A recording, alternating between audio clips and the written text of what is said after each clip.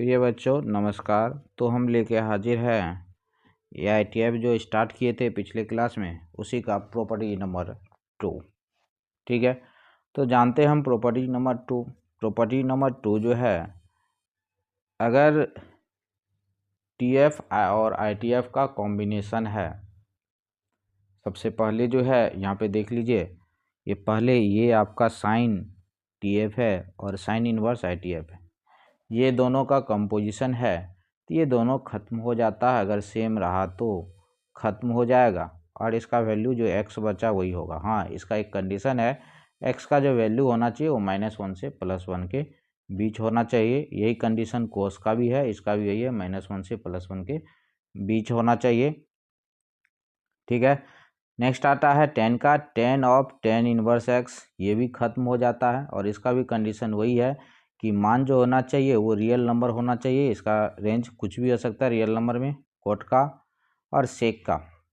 Coat का भी देखिए वही है, सेक में भी है, इसका भी आपको बता दिया गया कि वैल्यू कहाँ से कहाँ तक होना चाहिए, और ये भी वैल्यू बता दिया गया है कि वैल्यू कहाँ से कहाँ तक होना चाहिए। ये जो एक्स का आ रहा है ये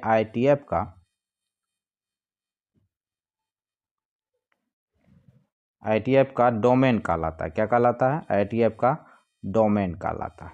ठीक है, ये जो x लिखा हुआ है ये ITF का डोमेन कहलाता है। ITF यानी कि साइन इनवर्स कोसेक इनवर्स का है, ये सेक इनवर्स का है। इस प्रकार से भी आप इसको याद रख सकते हैं, ये पूछा भी जाता है ऑब्जेक्टिव में, तो आप आसानी से इसको ध्यान में रख सकते हैं। ठीक है, अब देखिए कुछ क्वेश्चन, जैसे कि इस पर आधारित अगर कुछ क्वेश्चन आपसे पूछ दिया जाए तो उस क्वेश्चन को हम कैसे बनाएंगे। चलिए देखते हैं हम इस पे आधारित कुछ क्वेश्चन। तो हम उस क्वेश्चन को किस प्रकार से बनाएंगे अगर इस पे आधारित कुछ क्वेश्चन आ जाता है तो देखते हैं हम पहला एग्जांपल, जैसे लिखा हुआ है,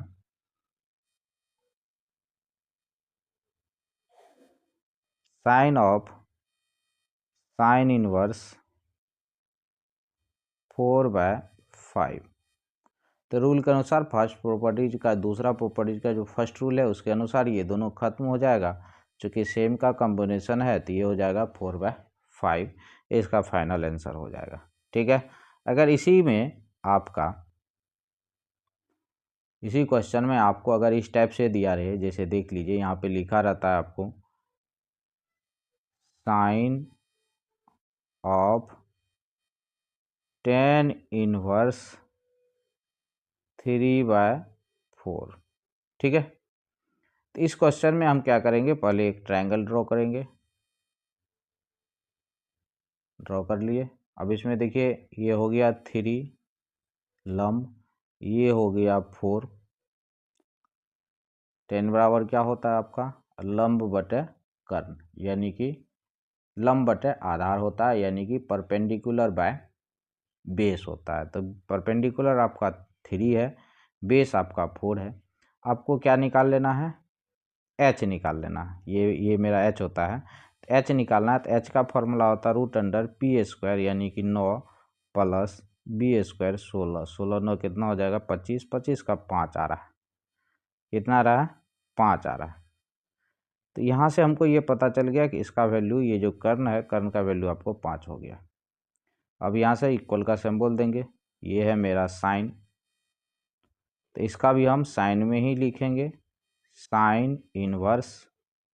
ये साइन इक्वल होता है p/h, p का मान है 3/h का वैल्यू है 5, इक्वल आंसर हो गया 3/5। यही आपका फाइनल आंसर हो जाएगा। ठीक है, इसके अलावा कोई भी क्वेश्चन अगर ये कंपोजिशन आपका सेम नहीं रहता है, डिफरेंट रहता है, तो उसके लिए आपको एक ट्रायंगल ड्रॉ करना है।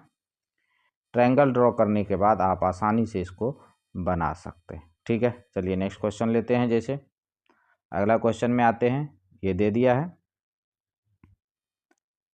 चलिए नेक्स्ट क्वेश्चन में आते हैं। दिया हुआ क्वेश्चन, tan कोस इनवर्स 12/13। ठीक है, 12/13। तो इसको हम कैसे बनाएंगे, तो इसके लिए देखिए यहाँ है tan और ये दिया हुआ ITF किस में दिया हुआ, कोस में। तो पहले दोनों को आप सेम कर लिए, मतलब दोनों को 10 बना लिए। 10 है ये, इसको भी हम 10 में ही लेके चले जाएंगे। तो इसके लिए एक ट्रायंगल ड्रॉ करेंगे। ये कॉस में दिया हो, कॉस बराबर होता है b/h। तो b का वैल्यू हो गया 12, h का हो गया 13, और यहाँ पे हम p का फॉर्मूला लगा के निकाल लेंगे। p बराबर होता है h² माइनस b²। तो h का हो गया 13, 13 का स्क्वायर 169 माइनस b 12 का स्क्वायर 144। 169 में से 144 गया 25, 25 का वर्गमूल हो गया 5। ठीक है, अब यहाँ से इक्वल का सिंबल देंगे, यहाँ लिखेंगे 10, क्या लिखेंगे 10, और ये हो जाएगा 10 इनवर्स क्या होता है p/b 5/12। यही आपका आंसर हो गया 5/12। देखिए सेम आ गया। 10 में बदलना, क्योंकि पहला वाला 10 में था, इसीलिए इसको भी हम 10 में चेंज कर लेंगे। और यहाँ से इसका आंसर कितना हो जाएगा 5/12। आप आसानी से इसको बना सकते हैं, इसमें कोई भी दिक्कत आपको नहीं आएगा। इस टाइप का कोई भी क्वेश्चन रहता है तो आपको अगर सेम नहीं दिया गया है तो आपको एक ट्रायंगल बना करके उसको सेम कर लेना। आप जानते हैं ट्रायंगल में यानी कि राइट एंगल ट्रायंगल बनाना है, और राइट एंगल ट्रायंगल में आपको होता है PBH, जिसमें 2 आपको दिया रहेगा, बाकी आपको निकालना पड़ेगा। तो आप आसानी से निकाल सकते हैं, इसमें भी कोई भी दिक्कत आपको आई थिंक होने वाला नहीं है। बहुत ही आसान चीज़ है, आसानी से आप निकाल सकते हैं। ठीक है, चलिए नेक्स्ट क्वेश्चन लेते हैं। अगला क्वेश्चन है ये sec² tan इनवर्स 5। यहाँ भी देखिए सेम नहीं दिया हुआ, तो आपको एक ट्रायंगल ड्रॉ कर लेना है, वो भी राइट एंगल। कौन सा ट्रायंगल ड्रॉ करना है? राइट एंगल ट्रायंगल एक ठो बना लेना है। तो राइट एंगल ट्रायंगल एक ठो हम बना लिए। बनाने के बाद इसके बाय में कुछ नहीं तो 1 है, तो 10 बराबर होता है p/b। तो p का वैल्यू 5 है, b का वैल्यू 1 है, और यहाँ से आप h निकाल लीजिए। h का आई थिंक √26 आएगा। ठीक है, अब आगे बढ़िए, इक्वल का सिंबल दीजिए। ये है sec², इसको भी लिखेंगे हम sec इनवर्स। sec बराबर होता है h/b। h का मान है √26 बटे b का मान है 1। तो यानी कि हो गया √26/1 √26 का होल स्क्वायर। ठीक है, जो स्क्वायर था इसीलिए होल स्क्वायर हो गया। √26 का स्क्वायर कितना होगा 26, यानी कि इसका आंसर हो जाएगा आपका 26। आप आसानी से इसको बना सकते हैं, इसमें भी कोई भी दिक्कत आपको नहीं होगा। कोई भी क्वेश्चन आएगा तो आप आसानी से बना सकते हैं। ठीक है, चलिए हम तो अगला क्वेश्चन देखें। इसी में हम नेक्स्ट क्वेश्चन को हम देखते हैं, नेक्स्ट क्वेश्चन को हम कैसे बनाते हैं। चलिए आइए अगला क्वेश्चन में आते हैं। ये दे दिया कोसेक स्क्वायर कोट इनवर्स 3। ठीक है भाई, कुछ नहीं तो क्या, एक त्रिभुज हम बनाएं। इसमें हम लिखेंगे b/p। तो b का मान आपका है 3, p का मान है 1, और ये निकाल लेंगे, ये आएगा √10। ठीक है, आगे बढ़ते हैं। ये है कोसेक स्क्वायर, और उसके बाद हम कोसेक में ही लिखेंगे इनवर्स। ये होता है आपका h/p। h है √10 बटे p है 1। ठीक है, तो ये आपका कोसेक खत्म हो गया, तो √10 का स्क्वायर हो गया। √10 का स्क्वायर 10, यानी कि इसका आंसर 10 हो जाएगा। ठीक है, तो इस प्रकार से आप आसानी से बना सकते हैं। कोई भी क्वेश्चन अगर इस प्रॉपर्टीज पर आधारित दिया जाता है तो आप उसको इजीली बना सकते हैं, कोई भी दिक्कत आपको नहीं आना चाहिए। ठीक है, तो कोई भी क्वेश्चन इस पर आधारित अगर आपको मिल जाता है तो आप उसको आसानी से बना लीजिएगा, इसमें कोई भी प्रॉब्लम आपको नहीं होगा, बहुत ही आसानी से आप बना सकते हैं। ठीक है, तो चलिए कुछ और देख लेते हैं। ठीक है, तो कुछ और जैसे इसमें कुछ अगर गुना दे देता है बीच में, अगर यहाँ पे कुछ दे दिया जाता है, जैसे आपको लिख दिया साइन, ये 2 साइन इनवर्स 4/5।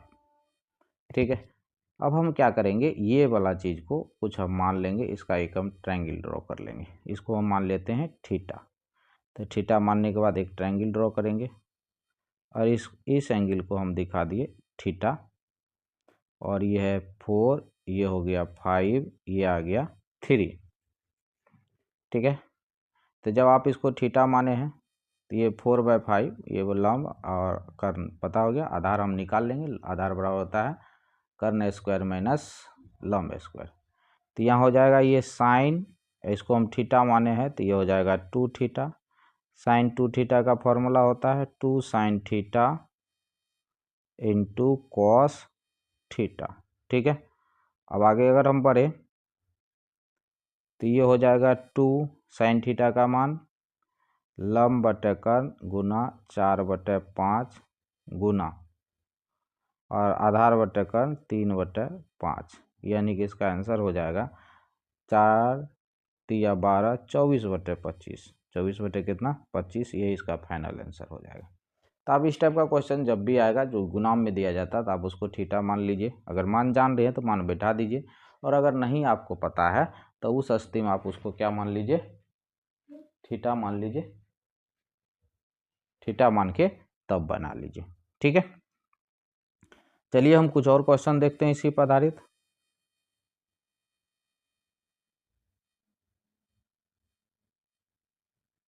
अब जैसे देख लीजिए यहाँ पर आपको क्वेश्चन दिया हुआ है कोस, क्या दिया हुआ है, कोस 1/2 साइन इनवर्स 3/5। हम इसका वैल्यू नहीं जान रहे हैं तो हम क्या मान लेंगे इसको, थीटा, और एक ट्रायंगल ड्रॉ कर लेंगे। ट्रायंगल ड्रॉ कर लिए, इसको हम दर्शा दिए थीटा। साइन बराबर होता है P3 H5, और ये निकाल लेंगे, ये मेरा 4 आ जाएगा। ठीक है, तब यहाँ से मारिएगा तो ये हो गया cos 1/2 और ये हो गया थीटा, तो ये हो जाएगा cos θ/2। cos θ/2 का फॉर्मूला होता है √1 माइनस cos थीटा बाई कितना 2। ठीक है, 1 माइनस cos θ/2। अब यहाँ cos थीटा का मान बैठा देंगे तो cos थीटा का मान आपको आता है, cos थीटा का वैल्यू आ जाएगा आधार बटे कर्ण यानी कि 4/5। तो यहाँ cos थीटा की जगह 4/5 बैठा करके इसको हल कर लेंगे। ठीक है, cos थीटा की जगह क्या बैठा देंगे हम, 4/5। तो यहाँ हो जाएगा, यहाँ cos थीटा की जगह √1 माइनस 4/5 पूरे बटे 2। अब इसको हल कर लेंगे, जो आएगा वही इसका फाइनल आंसर हो जाएगा। 4/5 माइनस कितना 2। तो देखिए हल करके हम इसको बता देते हैं क्या आता है इसका। तो बराबर का सिंबल दिए तो हो गया √5 माइनस 4/2, ये पूरे बटे 2 बटे कुछ नहीं तो 1, तो हो जाएगा √1/5 गुना 1/2, तो 1/√10, ये इसका फाइनल आंसर हो जाएगा। ठीक है, तो अब हम यहाँ से अगर हम आगे देखें इस क्वेश्चन को, थोड़ा सा और आगे बढ़ के देखें तो आगे देखिए इसका आंसर क्या आता है। ठीक है, तो ये क्वेश्चन आपका यहाँ तक था। इसके बाद थोड़ा सा और हम आगे बढ़े, इसी में अगर दूसरा क्वेश्चन हम दे देते हैं, जैसे दे दिया, देखिए यहाँ लिखा हुआ cos 2 tan इनवर्स 3/4। अब इस क्वेश्चन में देखिए हम ये tan 3/4 का वैल्यू नहीं जान रहे हैं, तो एक ट्रायंगल बनाएंगे और इसको हम थीटा मानते थे, थीटा मान लिए, तो ये हो गया आपका थीटा, और ये होता है tan बराबर P, ये हो गया आपका B4। तो ये निकाल लेंगे तो ये हमको 5 आ जाएगा। तो यहाँ से ये हो जाता है cos 2 थीटा। cos 2 थीटा का फॉर्मूला होता है cos square theta minus sine square theta. तो cos स्क्वायर करेंगे, cos का मान हो जाएगा आपको B/4/5, B/H 4/5। तो 4/5 का जब स्क्वायर कीजिएगा, B/H 4/5, 4 का स्क्वायर हो गया 16/5, 25, 16 हो गया 25 माइनस ये साइन का b/h तो b है, p/h तो p 3/5 यानी कि 9/25। अब आप इसको घटा लीजिए, 16 में से 9 गया तो इसका आंसर हो जाएगा 7/25। तो इस टाइप का क्वेश्चन कोई भी आता है तो आप उसको आसानी से बना सकते हैं, उसमें कोई भी दिक्कत आपको नहीं होगा। बहुत ही इजीली प्रोसेस से आप इसको बना सकते हैं। ठीक है, तो आज के लिए यहीं तक रखते हैं, आगे देखेंगे नेक्स्ट डे। Thank you.